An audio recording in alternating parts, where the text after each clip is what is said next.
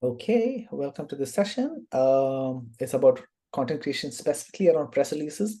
Last time it was at a high level, it was around writing in itself, where we talked about writing social media posts, emails, and the opening of the press release. This time it's going to be about the full body of the main press release and the lead-in for a niche publication, right? Okay, so this is where we are at within module 2, session 7, which has a score of 9 points. This is the outline of the content. Sumita, you want to please take over? Sorry, 1 second. I was just going to the anonymous form sheet. I will take a second to get here. Yeah, so basically today we will go through the exercises that we did last week, and we will try and build connections between how they fall together on the modules that we have been through in the past, about how all of it includes strategy as well as the funnel and pyramid of getting people into what you're doing. We will also be going through an exercise after sharing a case study that we have Disha here to elaborate for us. Yeah, I think that's mostly it. I can get to this later when we are in this segment. I've shared the time slot picking form as well as the anonymous input form in chat here. If there's anything that anyone would like to share without, you can either put it on chat or just unmute and say it, and also put it on the anonymous form. We'll be able to keep track of it from here. Just, requesting you to please go in and do this. We did have a few submissions, but if we could just spend 1 minute of your picking these slots, then we can go forward in the next week where we have a one-on-one sessions. The past 2 weeks has been about emails and phone calls, which have not been as effective as we would have liked. So therefore, we have taken on this format of approaching you all and saying, pick any 3, and based on what other people have chosen and general availability of yourself, we will finalize 1 slot, which will apply for every 2 weeks across the next 10 sessions, which means sometime till December. Every 2 weeks, your team and our team will be meeting. Requesting you to just address this form that Sumita has just shared. Can I get a confirmation on the chats? If you've done it, I know some of you have done it, but if you haven't, please do so now.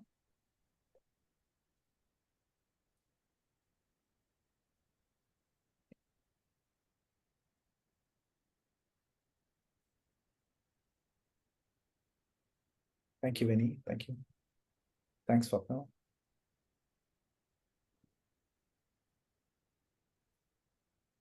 Yeah, no, Shamatra, we have discussed the slot outside. So yes, it would not apply to you. Don't worry about that. Let's say this. Thank you. Thanks, Kana. Yeah, if you have already spoken about it and it's already booked, don't worry. Then we have that covered. But some of y'all have not. And so, okay, I'm just going to move on. All right.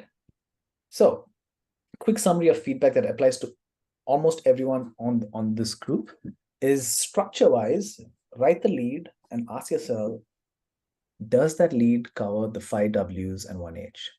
Okay. And because some of the leads don't cover it, and you'll see, but does it cover the 5 Ws and 1 H? So just go look at that lead, ask yourself. You can come back to this slide number 4 after the session is over. Apply 1 idea per sentence, which helps journalists who are constantly looking at hundreds and thousands of emails, of press releases every month. So you have very little time to capture their attention. And so sometimes applying 1 idea per sentence is very useful. Write to the personality of the journalist.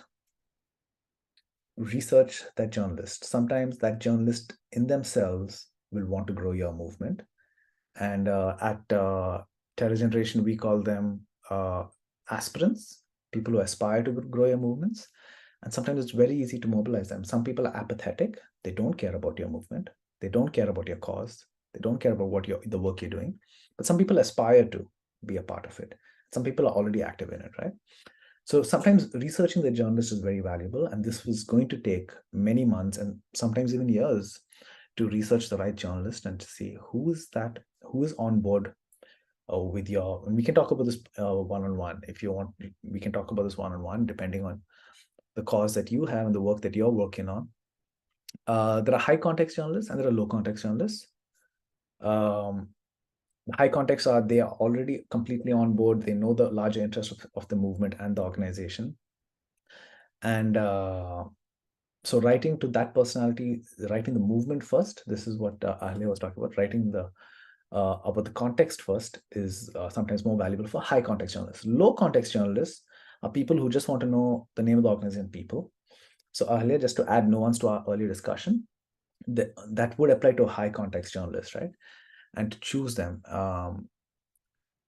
Finally, broadly, we talked about this as well. It's about not putting the chairperson on the spot. And a lot of your organizations did this. It's about, yes, they are the primary decision maker, and we do want to move them in their decision. But sometimes writing to the team around them works better. Yeah. Any questions? Samita, any questions on the anonymous form? No, nothing as yet. Cool. Thank you. Okay. All right. So now I'm just going to call upon Disha, who is one of the team members at Fridays for Future. Anyone want to does anyone need a deeper context on Disha? Otherwise, if everyone's on board, we can just move on. But otherwise, broadly, Fridays for Future is a youth movement. That spans the world, and the India chapter in itself had some significant volunteers, and they're part of it. Disha, over to you. You want to just introduce yourself and your Sure. work? Yes. Hi, everyone. So nice to be here. The picture you see on screen is when I first met Jacob for the very first time.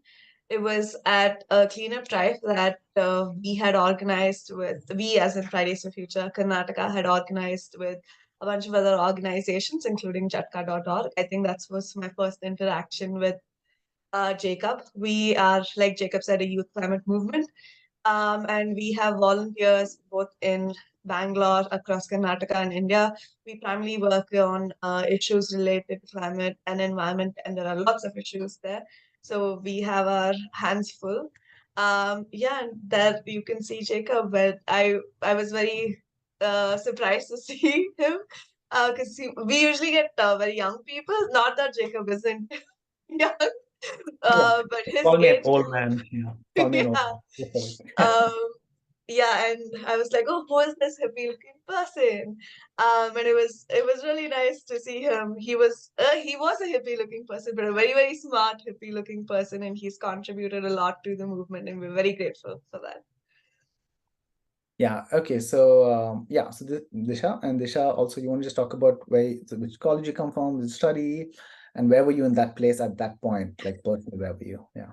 Sorry, I'm very bad with introductions. I think in this I was either 19 or 20. I was still studying in college. I went to Mount Carmel College in Bangalore. I studied I did a bachelor's in business administration, which I don't use. And I completely diverted from what I studied, but and this was one of my first cleanups, and I learned a lot since then. Yeah. Yeah. Thanks, Disha. Yeah. So in these cleanups, like this is an actual photo of that garbage dump, which the youth group had identified. And there were other organizations and at that point I had already cleaned up well over 100 sites, and this was one of them. And this was the first time that I saw such an enthusiastic young group of people that had come together, because otherwise I was always operating in people, my age, which is like now 40, and who are not very enthusiastic. They have competing priorities. They have children and they have all of these other responsibilities, which when I invite them to a cleanup, they'll say, "Don't worry, I clean up my child's diaper," which is funny to hear, but it is a fact. This is what they are operating with, and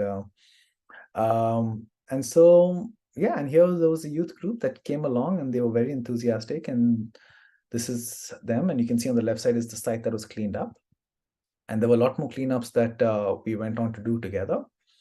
And here you can see Disha protesting along with the other members of Fridays for Future for specifically around farming, coal, and climate. The group would have regular meetings together, and here you can see them sitting in an office space, actually having a meeting about strategy. So I'm going to open this up to the floor. Considering the group that was here, where on the funnel or the pyramid would you apply the group? Where would you say they were? I'm going to tag you. In the funnel, are they the opening of the funnel where there are like lakhs of people coming in? Or two, is it like maybe 1 or 2 lakh people who are going through the funnel? Or is it coming lower where there's like 1,000 people at the bottom? At number 4 is where there is a group of people climbing up the ladder, climbing up the pyramid, and out of which there's fewer people climbing further up the pyramid, maybe 4 or 5 people. And then finally on top, there's like 1 or 2 people that will finally emerge who are able to address decision makers, media, and community, which is a very special skill set. So considering the group work that was happening here with the cleanups and the meetings and the protests, where does that group stand here? 1, 2, 3, 4, 5, or 6. I'm going to tag Kanav. You want to give it a shot? You can put it, everyone can put their things on chat. I'm going to be asking everyone this question. This is a small group. I sorry, my voice is gone, but I would say that they are probably at 5 or 6 because they seem very, very committed to the cause, and so they definitely do not belong to the 1 or the 2 or even the 3, which would consist of lakhs or thousands of people. Either they would be 5 or 6. Because they know what they want to do, they are clear about their goals and their objectives, and at this point they are strategizing. You mentioned the word strategizing, which is a high end activity that only typically core members of an organization do. So I would put them either at 5 or 6. Nice, thank you. Ahalya is saying 4. Ahalya, would you like to rationalize why you say 4? Swapnil, I'm going to ask you next, just giving you a heads up to think about that. Yeah, I agree that they are at the strategizing phase, but I feel like they're still that one stage between the strategy and actually being on ground and conducting the activity, which would be where I would put 5. And perhaps at 6, it is actually affecting that change, maybe like getting mentions in the press or getting some sort of promise from a policymaker that, okay, we will make a more formalized process to do this every week. So, I mean, that's why I said 4, but 5 also works if there is something that's defined. Thank you. For the specific example. Yeah. Swapnil, would you like to address this? Where would you put this group? I think 4 and 5. So obviously it depends on the context of the vision of the organization and what they actually expect, and what is their final objective with people they're engaging with. I think with the cleanliness drive that we did in one of our campaigns, Shivpuri Jalashaya Sanrakshan Abhiyan, in that we feel that there were a lot of young people joining in, they were engaging, and they were taking part in these activities. But their engagement wasn't, we wouldn't call them the ideal number 6 engagement. So they would come for meetings and they would come for drives wherever they could. And so it really depends on the context, but with the limited information, I think 4 and 5 is where they stand. Yeah, very good. Thank you. Ritika has said on the group. Ritika, would you just like to share what you have shared on the group? Ashmira, I'll be asking you next, so you may want to think about where where does the groups lie in terms of engagement? Are they deeply engaged in strategy? Yeah. Or are they engaging community or media or decision makers, or is it all three? Yeah, I'm just giving you the context of the question that's coming to you. Ritika, would you like to just share what you've just written? You saying, yeah, you can read it yourself if you like. Sure.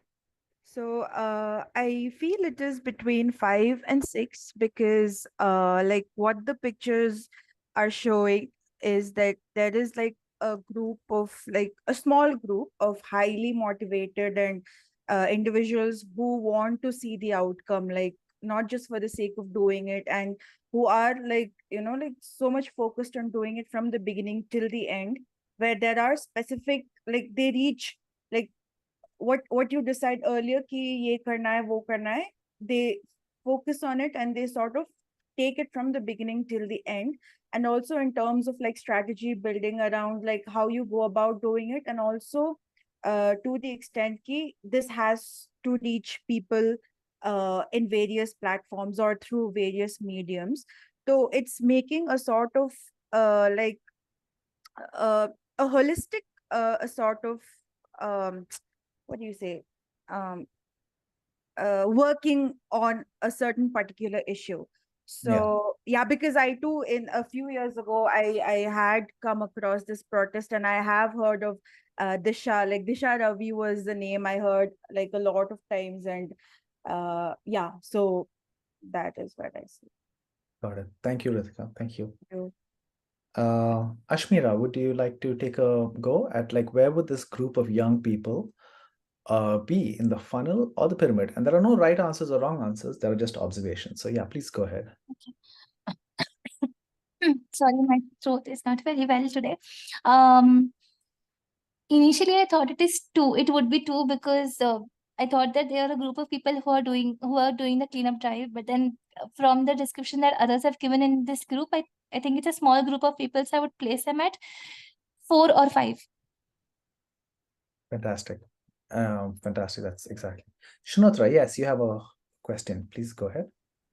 So, following Ashmira's thought, I think while I'm more inclined to say 4 as well, I do see this as a sliding scale because for a group like Fridays for Future to function, or any community organization, you're relying on like you're putting the call out to thousands of people to come and join a particular activity. So it like when this talk first started, I initially thought of 1.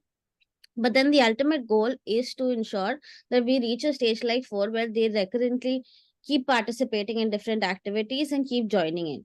While we do want people to still like come in the numbers of thousands, we do know practically that the stage would be somewhere at 4 where a percentage of the recurring numbers would come in and attend regular meetings, participate in decision making. So it's, I would say it's not a definitive answer. I would say the scale slides from 1 to 4. Okay. Yeah, thank you for that observation. Anyone else want to take a stab at it before we go ahead? Anyone? Yeah, Jacob. Welcome. But I think many have covered it, but initially even I was thinking somewhere on the lines of 1 and 2, largely because of the community aspect of it. But then also 4 and 5 makes sense as well, largely because the goals are really specific as well. But what is an observation that I feel is coming out from the discussion for me is the fact that for the people who are organizing these drives, I think they definitely move around different numbers, largely because of the fact that I feel that the context changes every time. So once you're done with a drive, then you're back to maybe coming onto the strategy board again, which makes it go towards a different drive, different number, which may be either I think 4. And then post that, I think once you're implementing the strategy, then the number again changes, which becomes more outcome driven and specific, which is 5. And then eventually getting there to an action which may also bring in 6. So yeah, I mean, I think I'm all over the place, but I think that's how I sort of like could capture the yeah. No, you're actually both of y'all are very you're quite on it, because very often within movements and organizations there are people who operate across all stages. Like, you know, there are people who are at 6 who will also are entering at 1 as well. So you're right, it is a sliding scale and people are across that. You're absolutely right, there's no right answer or wrong answer, there is just an observation of this is just a framework. It's just a theoretical framework about practical real life to think about it, which helps us discuss these things. So Yeah. Yeah. Okay, I'm going to move forward. Okay, so this is actually Disha on ground at a youth event.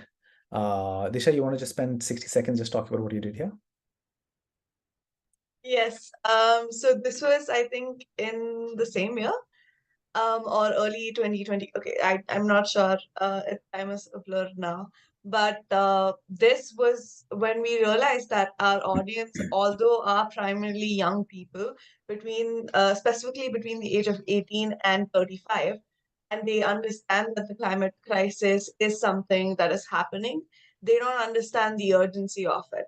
And this we had gathered from previous studies where we had spoken to young people in different events that we had organized, and they all acknowledge that it is happening, but they see it as a future event, something that'll happen 10 years down the line or 20 years down the line, and not a concern right now. So we had like a reverse psychology thing where we wanted to filter out people who genuinely believe that the climate crisis is happening and they want to do something about it, but they don't know how to. So we wanted to filter out those people to help them understand how we are contributing and if they want to contribute with us, or lead them to other methods to contribute. So we had a board that said climate change is not real, changed my mind. So I acted as a climate denier at a really big, huge festival, a youth festival. And so everyone would come up to me and they'd argue with me on why it's real. And I'd ask them questions on what why they think it's real, what's happening, what are they doing about it. And that's when it really stumped them that, hey, this is something that's happening now. And they'd always point out, look how hot the weather is. I think this was in February, and they're like, this is we're still supposed to be recovering from winter, but it's like blaring hot. I don't want to sit and argue with you because it's hot. And that's when people realize that it is something that's happening now. So even the location and where we sat without like any covering was very was intentional for them to realize that it is something that's happening now, and we wanted them to understand how we are acting and how they can join us if they want to support that, or how they can act by themselves or join other groups. And we did end up getting Apples? sorry, Apple? we did end up getting a lot of people. Yeah, yeah. So that's our internal code word that yeah, because we could speak about this endlessly, and so we have code words to regulate each other. So thanks, Disha, for that. So what's happening here is Disha actually like engaging the community, and this is an example of how Disha was engaging the community actively in thought-provoking ways. This is another example of her specifically.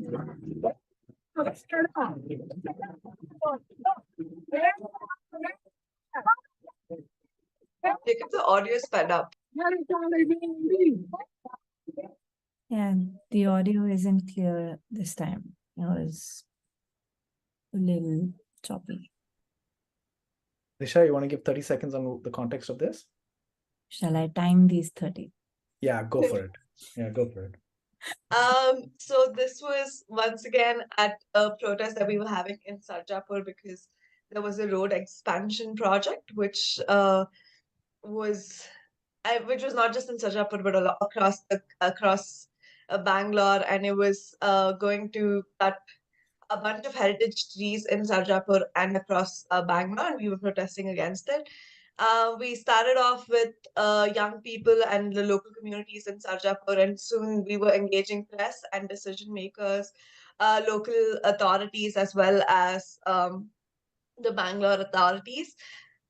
And it did get postponed for a bit. Cool. Thanks, Disha. Yeah, no, that's a good summary. Thank you.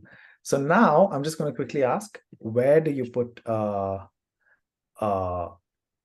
as the individual? The last session was to the group as the individual, where she has addressed the community, and here's a picture of her actually addressing a TV reporter and the police.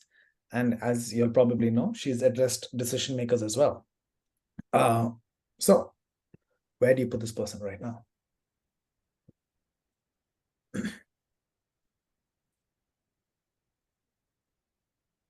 I'm tagging Kanav. Yeah, go for it.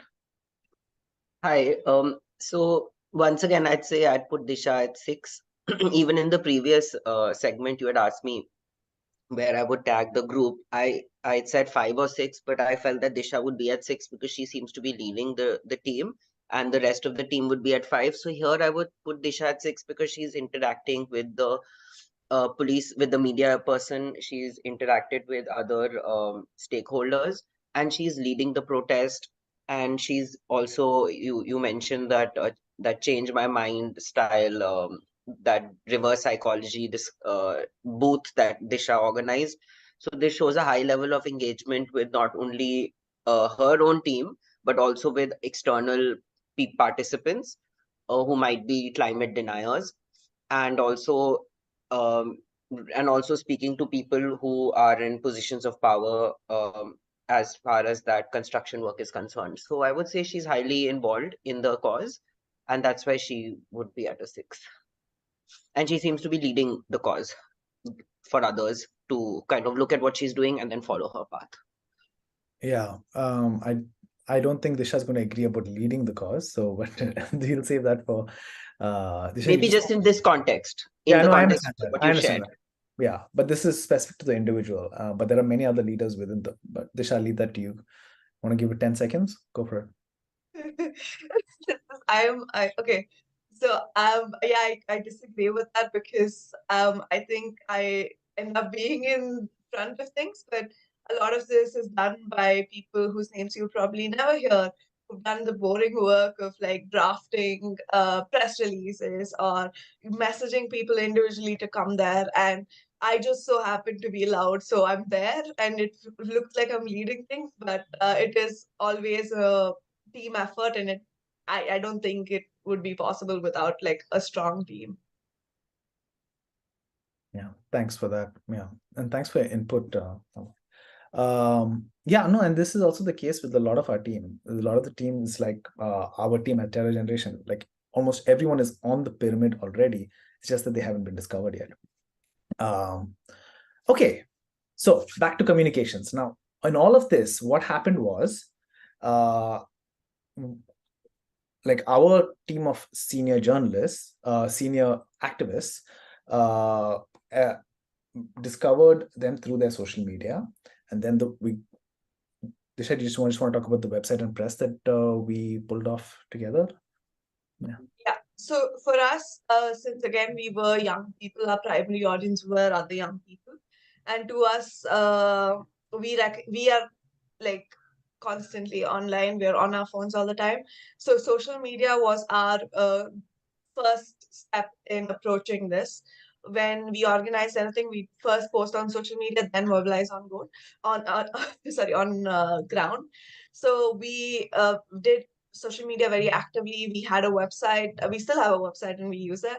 And we did press and videos for social media otherwise. And we also had on-ground events and just networking meetings to ensure that people who are working on the same things come together. But it did start with social media, and this is a major difference that I notice with how we function versus how some of the older environmental and climate movements function, where they would first start off with organizing on ground and having on ground events and then posting on social media. And that worked great for them because they had a different demographic, a different audience demographic. And this worked great for us because we have a different one, and when we try to cross section, cross into that audience, we use their tactics as well. Yeah, thanks. Yeah, no, and so what happened here also was specifically with they had social media covered, they had videos covered and events. So what we as like older supporters of the movement, we built the website within 24 hours, and we managed the press, and we got the press together, which basically is bringing people into the top of the funnel. And that back in the day, it was what, some 300, 400 followers on that social media. Yeah. And now y'all must be at I want to just give a, what is the number, India and Karnataka?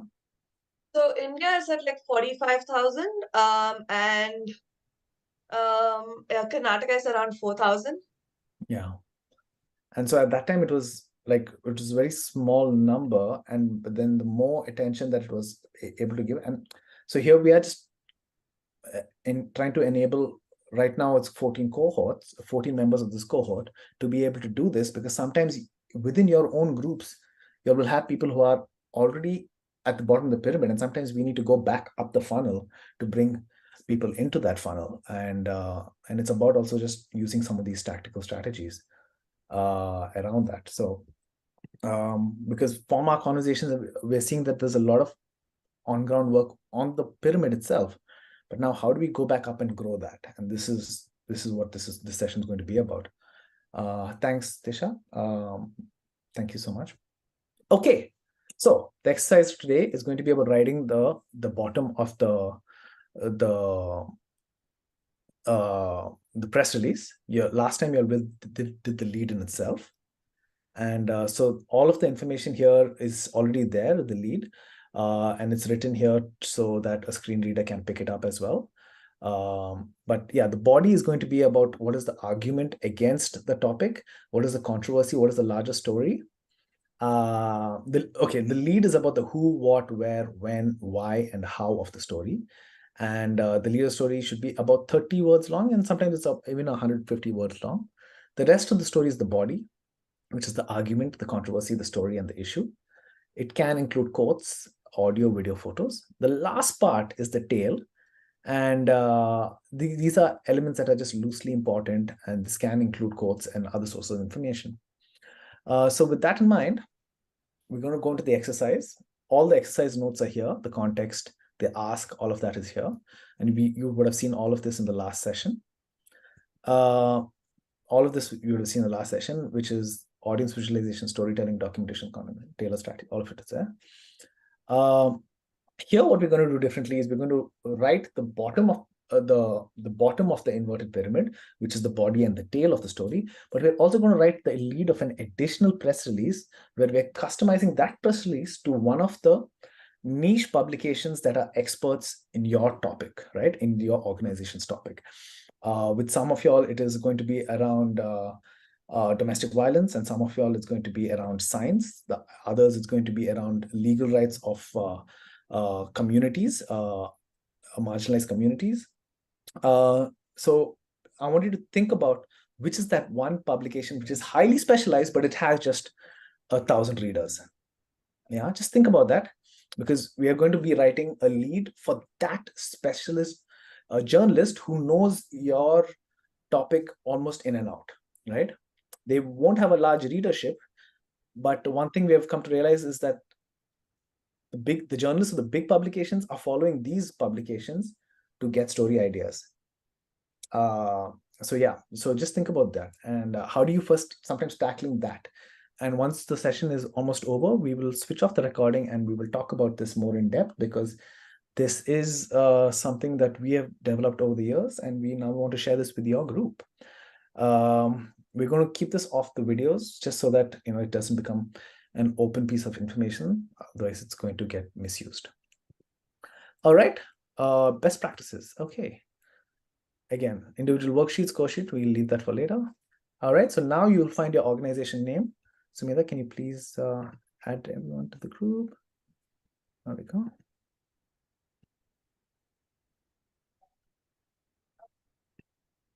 Okay, I'm just going to add it to the chat here.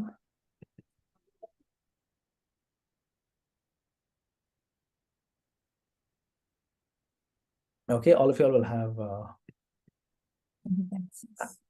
access to it.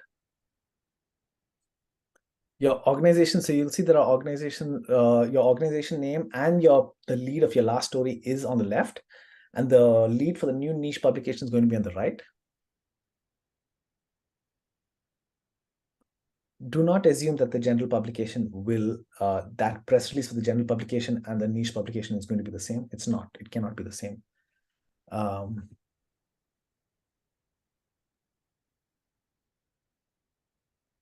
Also, for anybody who hasn't got their, who was not there for the previous week session, you can either develop, like go through the brief and start one for the niche publication specifically, or build a gist for how you would like to shape this and then fine tune it later.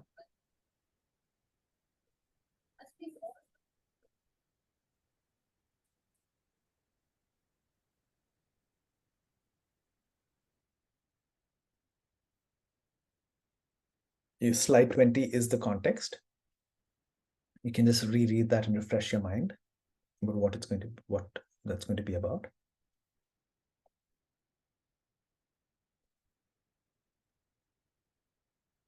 So task number 1 is to write the body and tail of the session, or of the press release, the general press release. And task number 2 is to write a niche press release, the lead of a niche press release, right? So which means just the first 150 words.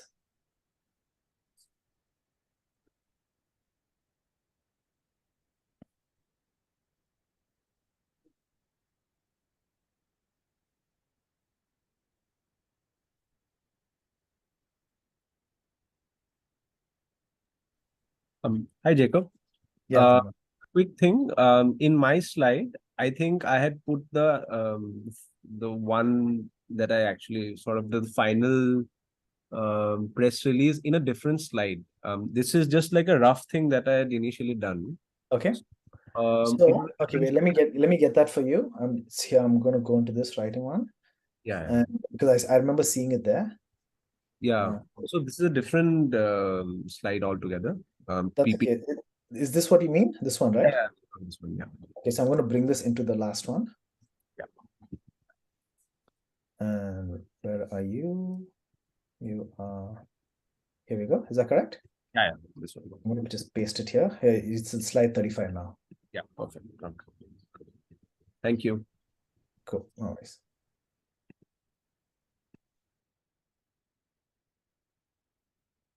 I'm just marking it as final in the caps.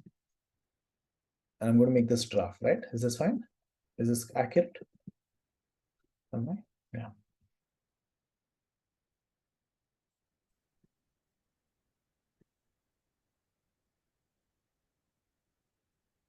Give this 10 minutes. Sure. Sounds good.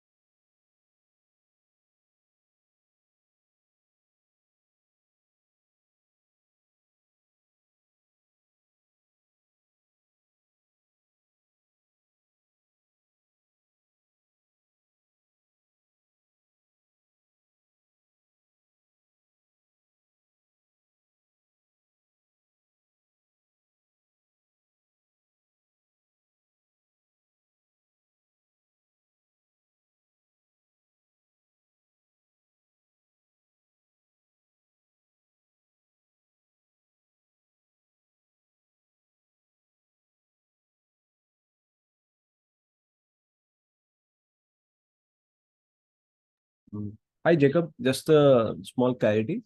So now when we are writing for the journalist that understands our organization's work through and through, so there's nothing to do with the context of the previous exercise, right? Which is the event that we wrote the press release for. No, it is got to do with that. It's that same event. It is this same event as the slide, where now like you've invited, like let's say, for example, the biggest publication, English publication in the world, which is the Times of India, and now you want to address a publication which has less than 2,000 readers or less than 20,000 readers, let's say, for example, right? Because the Times of India has many lakh readers. So this is just extreme. So but the 20,000 could just be like the lawyers of the country. We don't know what that publication is. I don't know what your desired niche publication is. So that's up to you. But it's about writing specifically for that journalist. The same story, The same story for that specific, yeah. Okay, got it. Thank you. Thank you.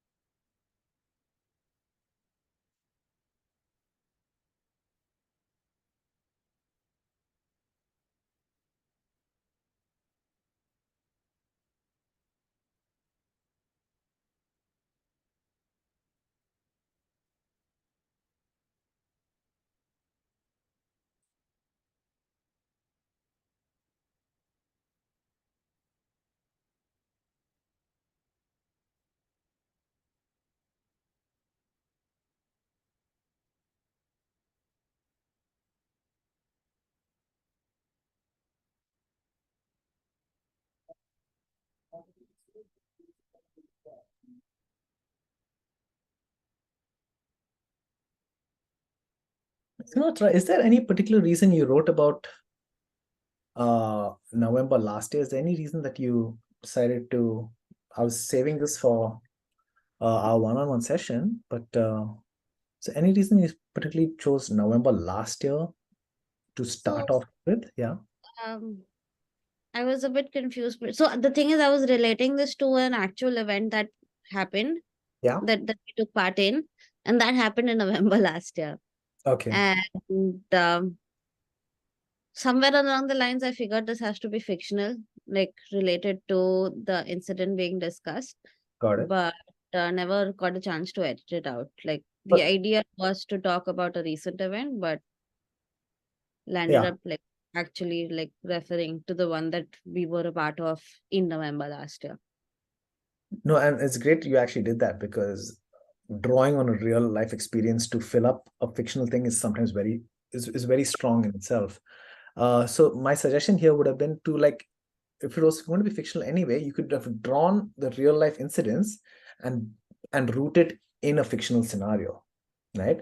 Like, yeah, that could have been, because like a lot of the press release is about the urgency of things that need to be the sooner, because I'm reverse engineering the journalist's brain here, and I'm encouraging you to think so. It's like, what is in it for them to quote unquote perform better and look good with their editor is to get the latest possible story out there, right?